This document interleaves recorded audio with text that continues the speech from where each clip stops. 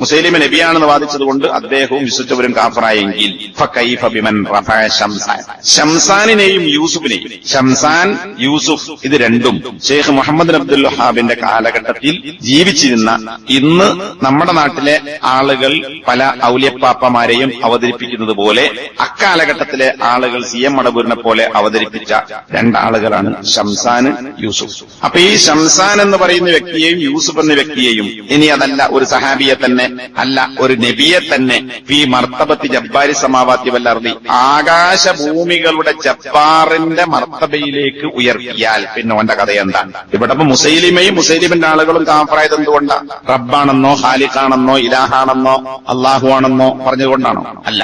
അത് ഒരു സഹാബിയിൽപ്പെട്ട ഒരാൾ നബിയാണെന്ന് വിശ്വസിച്ചതുകൊണ്ട് കാഫറായെങ്കിൽ ഈ ശംസാനെ, യൂസുഫിനെ, CM മടവൂരിനെ, ജീലാനി അല്ലെങ്കിൽ നാഗൂർപ്പാപ്പ, അജ്മീറിലെ ഖോജ, ഇങ്ങനെ ഒരുപാട് ആൾക്കാരുണ്ടല്ലോ, ഇങ്ങനെയുള്ള ആളുകൾ ജബ്ബാർ സമാവാത്തി വല്ലർദി എന്ന് പറഞ്ഞാൽ അള്ളാഹുവിന്റെ പദവിയിലാണ് എന്ന് വിശ്വസിച്ചാൽ പിന്നെ എങ്ങനെയാണ് മുശ്രിക്കാകാതിരിക്കുക? ജബ്ബാർ സമാവാത്തി വല്ല എന്നാൽ മുദബ്ബിറുകളെന്നാണ് അള്ളാന്റെ സ്ഥാനത്തേക്ക് ഉയർത്തുക. നബിയെ അള്ളാഹുടെ സ്ഥാനത്തേക്ക് ഉയർത്തി, അബ്ദുൽ ഖാദർ ജീനാനിയെ നബിന്റെ സ്ഥാനത്തേക്ക് ഉയർത്തി. നബിനെ ആക്കിയ കഴിഞ്ഞ പ്രാവശ്യം ബുർദയിലെ ഒറ്റ വരി പറഞ്ഞിട്ട് നമ്മൾ വിശദീകരിച്ചിട്ടുണ്ട്. അതുപോലെ CM മടവൂർ, ഇങ്ങനെയുള്ള ആളുകളെ അള്ളാഹുവിന്റെ പദവിയിലേക്ക് ഉയർത്തുന്നു.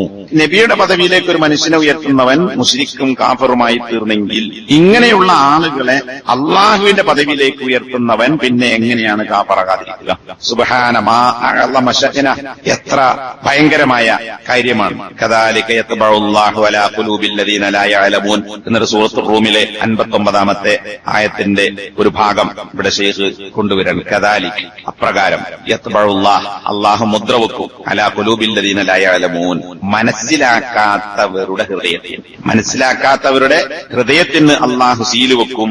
അപ്പോൾ എന്താ പറഞ്ഞത്? വിവരം കിട്ടാത്തവർ, ബോധ്യപ്പെടാത്തവർ എന്നല്ല. അപ്പൊ നമ്മളാട്ടെ ചില ആൾക്കാർ വാദിക്കുന്ന അങ്ങനെ ലാ ഇലാഹ ഇല്ലല്ലാഹ് മുഹമ്മദ് റസൂലുള്ളാഹ് എന്നതാണ് തൗഹീദ്, ഇന്നത് ശിർക്കാണ് എന്ന് പറഞ്ഞിട്ടും പോരാ. അവർക്ക് എന്താകണം? ബോധ്യപ്പെട്ടിട്ടില്ലെങ്കിലേ മുസ്ലിം അല്ല എന്ന് പറയാൻ പറ്റുള്ളൂ, മുസ്ലിക്കാണെന്ന് പറയാൻ പറ്റുള്ളൂ. ബോധ്യപ്പെടണം. അബൂജഹലിന് ബോധ്യപ്പെട്ടോ, അബൂലഹബിന് ബോധ്യപ്പെട്ടോ, മക്കയിലെ മുസ്ലിക്ക് ബോധ്യപ്പെട്ടോ, എന്നാ പിന്നെ ഓൽക്കും ബോധ്യപ്പെട്ടില്ല, ഒന്നും മുസ്ലിക്കല്ല എന്ന് പറയാൻ പറ്റുമോ? മുസ്ലിമാന്ന് പറയാൻ പറ്റുമോ? ഇല്ല. ഇവിടെ അള്ളാഹ് എന്താ പറഞ്ഞത്? ബോധ്യപ്പെടുക എന്നല്ല, അല്ലദീന ലാ യഅലമൂൻ, മനസ്സിലാക്കാത്തവരുടെ ഹൃദയത്തിന് അള്ളാഹു മുദ്ര വെക്കും. മനസ്സിലാക്കേണ്ട ഓന്റെ പണിയാണ്. മനസ്സിലാകുന്ന രീതിയിൽ പറഞ്ഞു കൊടുത്താണ്. മനസ്സിലാകാവുന്ന രീതിയിൽ ഒരാൾക്ക് മനസ്സിലാകുന്ന ഭാഷ എന്താണോ, ആംഗ്യമാണെങ്കിൽ ആംഗ്യം, ഏത് രീതിയിലാണോ ആ രീതിയിൽ മനസ്സിലാകാവുന്ന കോലത്തിൽ പറഞ്ഞു കൊടുത്തിട്ട് അവൻ അംഗീകരിക്കുന്നില്ല, ഉൾക്കൊള്ളുന്നില്ല എങ്കിൽ അവൻ കാഫറാണ്. അത്തരം ആളുകളുടെ ഹൃദയത്തിന് അള്ളാഹു മുദ്ര